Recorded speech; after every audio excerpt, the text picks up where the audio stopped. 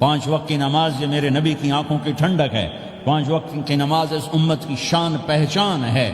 اور اللہ تعالیٰ نے پہلی امتوں پر اتنی بڑی مشقت ڈالی کہ ان کی نماز مسجد کے علاوہ کہیں نہیں ہوتی تھی، مسجد میں ہی ہوتی تھی۔ ہمارے لیے کتنی آسانی کر دی، جاب میں ہے مصلی بچھا نماز پڑھ، چلو مصلی بھی کوئی نہیں، زمین دیکھ اس پر کوئی گندگی تو کوئی نہیں ہے، بس زمین بھی تیرے لیے پاک ہے، چل نماز پڑھ۔ اور آسانی کر دی، پانی کوئی نہیں ہے کوئی بات نہیں، مٹی میں ہاتھ مار، منہ پہ مل، پھر ایک ہاتھ مار، یوں کر، چل نماز پڑھ، میں تیری قبول کروں گا۔ یہ کسی امت کے ساتھ یہ نہیں ہوا، انہیں وضو ہی کرنا تھا چاہے پانی 50 میل پر موجود ہو، اور ہمارے لیے پانی کوئی نہیں ہے، چلو تیمم، مٹی میں ہاتھ ہمارا یوں کیا، پھر ہاتھ ہمارا ایک یوں کیا ایک یوں کیا، چل بھائی اللہ اکبر قبول۔ عمار بن یاسر رضی اللہ تعالیٰ عنہ سفر میں تھے، ان کو نہانے کی ضرورت ہو گئی، نائٹ فال ہو گیا، تو انہوں نے سوچا کہ ویسے تو آدمی کو وضو کی ضرورت ہوتی ہے تو خالی منہ پہ ہاتھ مارا اور یوں کونیوں تک، لیکن مجھے تو غسل کی ضرورت ہے، تو خالی اس سے تو کافی نہیں ہوگا، تو انہوں نے کپڑے اتارے، اکیلے تھے، ریت کے اوپر کبھی یوں لیٹے کبھی یوں لیٹے کبھی یوں لیٹے، 3-4 دفعہ یوں اور یوں رول ہوتے ہوتے پھر انہوں نے نماز پڑھی۔ آئے اللہ کے نبی کی بارگاہ میں، یا رسول اللہ مجھے رات کو نہانے کی ضرورت پڑ گئی، تو میں نے کہا وضو کے لیے تو خالی یہ 2 دفعہ کرنا کافی ہے، تو یہ تو نہانا تھا، تو میں تو ریت میں خوب رول ہوتا رہا۔ میرے نبی نے انما یکفیک ضربتان، ارے سیدھے بندے عمار، اس کے لیے بھی اتنا ہی کافی تھا کہ تو یوں کرتا اور یوں کرتا اور تو پاک ہو جاتا۔ اللہ نے اس نبی کے طفیل، اس محبوب مصطفیٰ صلی اللہ علیہ وسلم کے طفیل، اللہ نے کیا کیا سہولتیں اور آسانیاں ہمیں عطا فرمائیں۔ پھر نماز 4 کی 2 رکعت کر دی کہ بھئی تم مسافر ہو 2 پڑھو، روزے میں سفر میں روزہ معاف کر دیا، بعد میں رکھ لینا، بعد میں رکھ لینا، قضا کرنے کا حکم، بالکل چھوڑنے کا نہیں۔ اور کہا کہ بھئی مریض ہو چھوڑ دو، مسافر ہو چھوڑ دو، اور نماز 2 رکعت کر دو، سنتیں چھوڑ دو۔ ابن عمر رضی اللہ تعالیٰ عنہ بیٹھے تھے تو انہوں نے 2 رکعت پڑھ کے بیٹھ گئے، تو ان کے خادم نے کہا سنتیں نفل نہیں پڑھو گے؟ کہا اگر پڑھنا تو 4 فرض پڑھتا میں، میرے اللہ نے معافی دے دی تو میں کیوں پڑھوں؟ میرے نبی نے سفر میں سنتیں نہیں پڑھی کبھی، اپنی امت کو سہولت دینے، فجر کی سنتیں 2 پڑھتے تھے، اس کے علاوہ سنتیں نہیں پڑھی تاکہ میری امت کو سہولت ہو، آسانی ہو۔ ایک دفعہ بارش ہو رہی تھی اور کوئی جگہ نہیں تھی نماز پڑھنے کے لیے، تو آپ نے اپنی اونٹنی کو آگے کیا اور اس پر بیٹھ گئے، بیٹھے تھے، پیچھے صحابہ نے اونٹنیوں پر ہی صفیں بنائی، اور یہ نماز اونٹنی پہ بیٹھ کر ادا کی گئی بارش کے اندر۔ نماز اونٹنی کے اوپر نماز بھی ہو گئی، رکوع بھی ہو گیا، سجدہ بھی ہو گیا، سلام بھی ہو گیا۔ پہلی امتوں کے لیے نہیں تھا، سجدہ ہی کرنا پڑے گا۔ یہ اللہ کے محبوب مصطفیٰ صلی اللہ تعالی علیہ وسلم کی طفیل، میرے اللہ نے ہم پہ فضل و احسان کیا، تو میرے نبی کی زندگی میں عبادات میں نماز سب سے اعلیٰ نظر آتی ہے، سب سے نمایاں نظر آتی ہے۔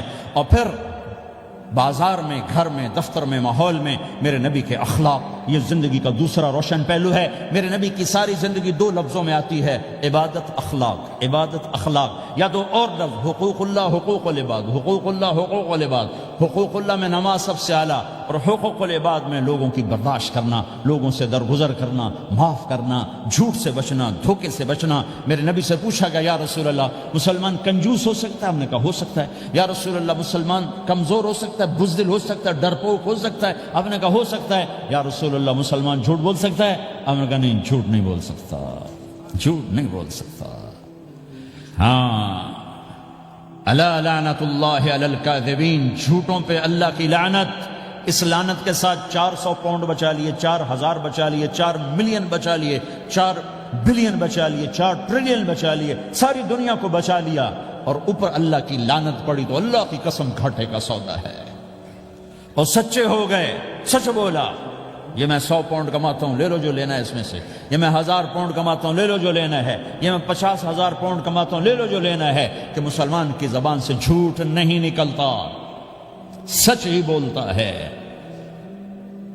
آپ تشریف لے جا رہے ہیں، ایک آواز ہے یا رسول اللہ، آپ نے یوں دیکھا کوئی نظر نہیں آیا، پھر آواز ہے یا رسول اللہ، تو آپ نے دیکھا کہ ہرنی ڈیئر چھوٹی وہ کھڑی ہوئی رسی میں بندھی، تو آپ نے کہا کیا ہوا؟ کہا جی آپ کا صحابی مجھے پکڑ کے لایا ہے، میرے چھوٹے چھوٹے بچے بھوک سے رو رہے ہوں گے، آپ مجھے چھوڑ دیں، میں بچوں کو دودھ پلا کے واپس آ جاتا، مجھے پتا ہے میرے اللہ کی تقدیر میرے بارے میں کیا ہے۔ تو آپ نے کہا اگر تو واپس نہ آئی تو پھر تو اس نے کہا مجھے اللہ جہنم میں ڈال دے۔ آپ نے اس کی رسی کھول دی، خود وہیں بیٹھ گئے۔ اس نے دوڑ لگائی اور پہاڑوں میں گم ہو گئے۔ تھوڑی دیر کے بعد وہ دوڑتی ہوئی آئی اور آ کے سر یا رسول اللہ میں حاضر ہو جاؤں۔ تو آپ نے اس کو باندھ کے وہیں آپ بیٹھ گئے نہیں۔ دیر کے بعد وہ صحابی آئے جنہوں نے اس کو شکار کیا تھا، پکڑا تھا، تو کہنے لگے، ان کا یا رسول اللہ آپ یہاں کیسے؟ کہ میں ایک درخواست لے کر آیا ہوں۔ کہ کیا؟ کہ یہ ہرنی مجھے ہدیہ کر دو۔ کہ یا رسول اللہ سب کچھ آپ کا ہے، کہ بس یہ ہدیہ کر دو۔ کہ یا رسول اللہ حاضر۔ تو آپ نے اس کو لے کر رسی اس کی گردن سے نکالی کہ جا بچی اپنے بچوں کے پاس جا کے خوشی منا، سچ نجات دیتا ہے اور جھوٹ ہلاک کرتا ہے۔ ایک ہرنی جان کی بازی کھیل گئی سچ بولنے کے لیے، تم چند پونڈوں پہ جھوٹ بولتے ہو، ایمان کو برباد کر کے رکھ دیتے ہو۔ مسلمان جھوٹ نہیں بولتا، مسلمان دھوکہ نہیں دیتا، مسلمان کی زبان سے سخت بول نہیں نکلتا، کسی کو بے عزت نہیں کرتا، کسی کو کی بے اکرامی نہیں کرتا، کسی کا دل نہیں توڑتا، کسی کو ذلیل نہیں کرتا، خود سہتا ہے، اوروں کو خوشیاں دیتا ہے، خود دکھ سہتا ہے، اوروں کو راحت دیتا ہے، خود تکلیف سہتا ہے۔ یہ میرے نبی کے اخلاق ہیں، یہ میرے نبی کی زندگی ہے، اور یہ اسلام کا سب سے بڑا چیپٹر ہے، وہ سب سے مشکل چیپٹر ہے۔ جب میرے نبی نے لمبی نمازیں پڑھی تو اللہ نے روک دیا کہ میرے حبیب ما انزلنا علیک القرآن لتشقى، اتنی لمبی نماز نہ پڑھ کے تو تھک جائے۔ میرے نبی نے تبلیغ میں زور دکھایا تو اللہ نے روک دیا، فلتذهب نفسك علیہم حسرات، میرے نبی اتنا غم نہ کر کے آپ خود ہی آہیں بھرتے بھرتے آپ مر جائیں۔ میرے نبی نے مال سارا خرچ کیا، اللہ نے اس سے بھی روک دیا، ولا تبسطها كل البسط فتقعد ملوما محسورا، اتنا خرچ نہ کریں کہ آپ خود پھر دکھی ہو کے بیٹھ جائیں۔ خرچ کرنا بہت بڑا عمل، تبلیغ سب سے سارے عملوں کا سردار عمل، تبلیغ سے بڑا کوئی کام ہوتا تو اللہ نبیوں کو دیتا، اگر تبلیغ سے بڑھ کر کوئی کام ہوتا تو اللہ نبیوں کو دیتا، گشت سے بڑھ کر کوئی محنت ہوتی تو اللہ نبیوں کو دیتا۔ 950 سال نوح علیہ السلام گشتی کر رہے ہیں، اور اللہ کی مان لو، اللہ کی مان لو، اتنا عظیم عمل کا میرے نبی درمیانہ نماز سب سے بڑی عبادت، میرے نبی درمیانہ کام، لیکن جب میرے نبی نے اخلاق اچھے کیے، دشمن کو معاف کرنا۔ تو ایک آدمی آپ سوئے ہوئے تھے، آپ کی تلوار لٹکی تھی، ایک آدمی آیا، اس نے آپ کی تلوار اتاری اور یوں ہماری پسلی میں، آپ اٹھ کے بیٹھ گئے۔ اب وہ قتل کے ارادے کے لیے آ چکا ہے اور تلوار یہاں ہے، کہتا من یمنعک منی، اب بول تمہیں کون بچائے گا؟ تو آپ نے مسکراتے ہوئے کہا اللہ، تو اس کے ہاتھ سے تلوار گر پڑی، تو آپ نے اٹھا لی، آپ نے یوں سیدھی کی، اب تو بچا، تجھے کون بچائے گا؟ وہ کہنے لگا مجھے تو ہی بچائے گا، وہ تو اللہ کو جانتا نہیں تھا، کہ بابا مجھے تو ہی بچائے گا۔ تو آپ کہتے ہیں اس کا سر اڑا دو، یہ نبی کو قتل کرنے آیا ہے۔ میرے نبی نے فرمایا کلمہ پڑھتے ہو؟ کہ نہیں پڑھتا۔ کہ جاؤ معاف کیا۔ یہ میرے نبی کے اخلاق ہیں۔ 20 سال جنہوں نے قتل کے منصوبے بنائے، قتل کے منصوبے، مکہ والے، جب آپ مکہ میں فاتحانہ داخل ہوئے، ابو سفیان سب سے زیادہ آپ کو دکھ پہنچانے والوں میں پیش تو آپ نے ابو سفیان کو عزت دی۔ جو ابو سفیان کے گھر میں داخل ہوگا اس کو کچھ نہیں کہا جائے گا۔ آپ تو ابو سفیان کو بلا کے سولی پہ لٹکاتے، اور آپ کہہ رہے ہیں جو ابو سفیان کے گھر میں جائے گا اسے کچھ نہیں کہا جائے گا، جو بیت اللہ میں ہوگا اسے کچھ نہیں کہا جائے گا۔ سارا مکہ سامنے، آپ یوں بیت اللہ کا دروازے پر یوں دونوں ہاتھ ایسے ٹکا کے کھڑے تھے۔ پھر آپ نے کہا میں کیا کروں گا اب تمہارے ساتھ؟ تو سہیل بن عمر نے کہا آپ کریم ہیں، کریم کے بیٹے ہیں۔ تو آپ نے کہا جاؤ میں نے معاف کیا۔ یہ اخلاق آج مٹ چکے ہیں، مردوں سے، عورتوں سے، علم والوں سے، خانقاہ والوں سے، تبلیغ والوں سے، سب زیرو ہوئے پڑے ہیں۔ جب تک یہ اخلاق زندہ نہیں ہوتے اسلامی زندگی قائم نہیں ہو سکتی، اسلامی معاشرت قائم نہیں ہو سکتی۔ اور دین دو چیزوں سے آگے پھیلتا ہے، ایک دعوت اور ایک اخلاق۔ دعوت اور اخلاق۔ دعوت نہیں ہوگی تو اخلاق وہیں پڑے رہ جائیں گے، اخلاق نہیں ہوگے تو دعوت کوئی قبول نہیں کرے گا۔ میرے نبی نے کتنے معجزے دکھائے مکے میں، نہیں کلمہ پڑھا۔ بدر میں ان کے 70 مارے گئے، فرشتوں کو دیکھا، جبریل کے گھوڑے کی آواز سنی، کلمہ نہیں پڑھا۔ خندق میں شکست ہوئی، کلمہ نہیں پڑھا۔ پانی نکلتے دیکھا انگلیوں سے، کلمہ نہیں پڑھا۔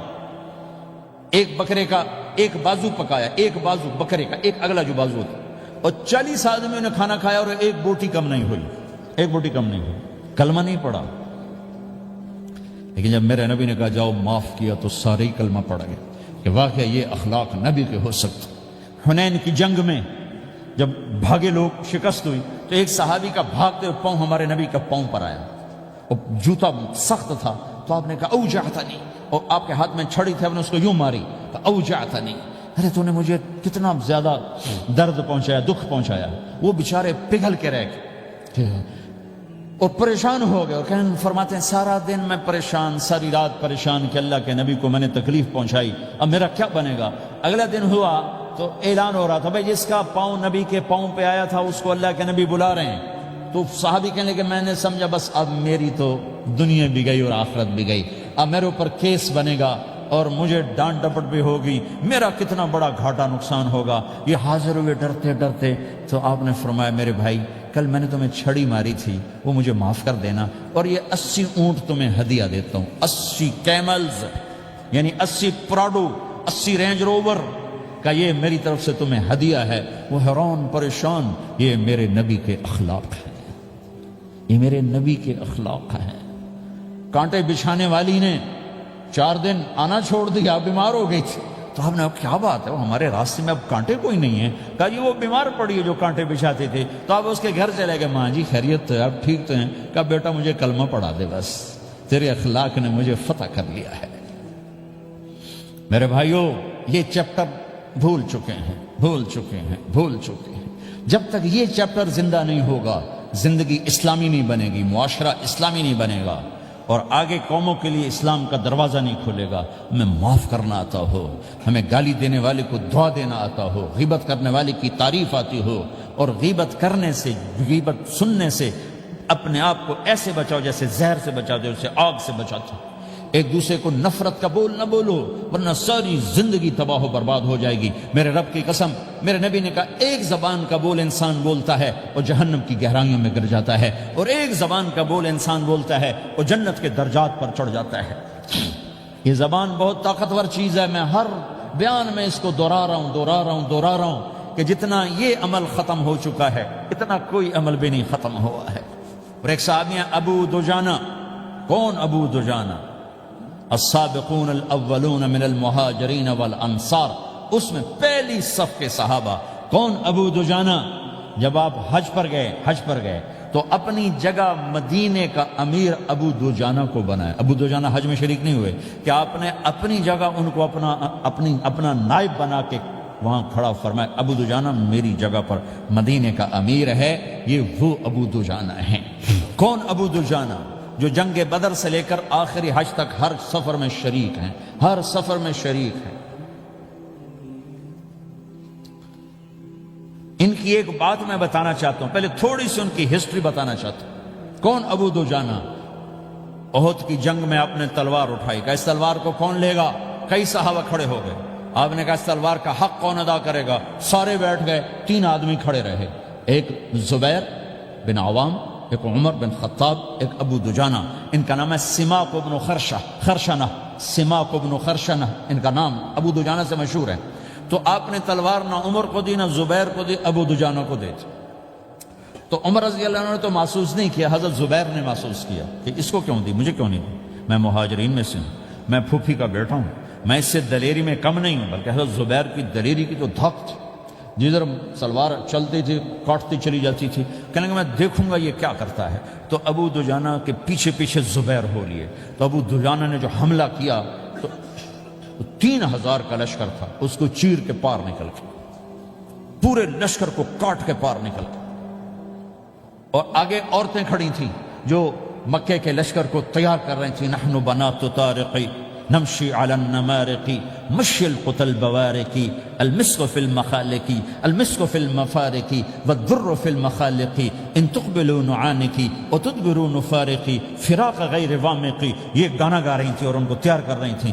تو جب ابو دجانہ کی تلوار نظر آئی تو سب بھاگی، ہندا پکڑی گئی، تو آپ نے یوں اپنی تلوار ہندا کے سر پر رکھی، انہوں نے چیخ ماری، تلوار ہٹا لی۔